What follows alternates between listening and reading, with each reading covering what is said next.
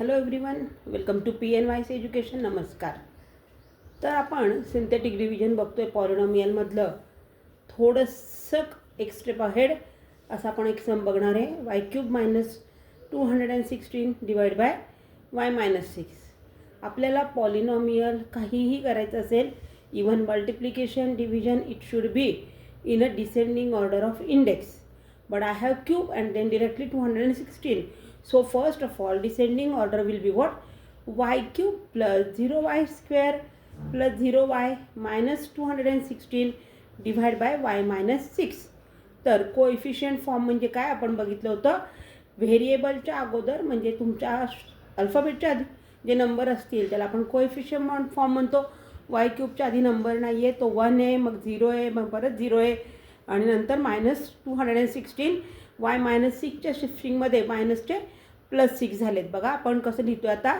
1 0 0 -216 which is divide by 6.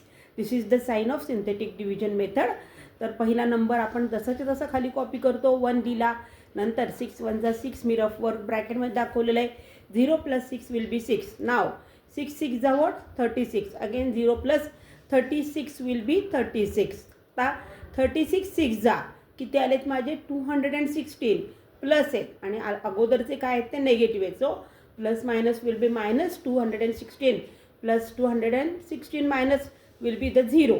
So the quotient will be what? म्हणजेच काय, रिमाइंडरच्या अगोदर जे काही उरलेले आहेत आपल्याकडे टर्म त्याला आपण एकदा पॉलिनॉमियलच्या फॉर्ममध्ये लिहूयात. सो 3 टर्म आहेत म्हणजे आपण स्क्वेअरनी सुरुवात करतो. y² + 6y + 36. नंबर साईन नाही आहे म्हणजे ते प्लस आहेत and the remainder is 0. Again you have to cross check it. What?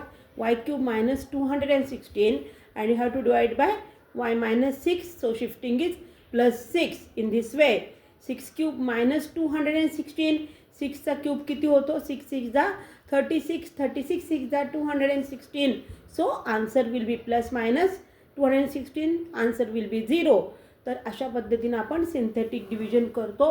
यामध्ये तुम्हाला काही डाऊट असेल तर you can write in our comment section. Our number is also there. So till then, stay tuned. Thank you.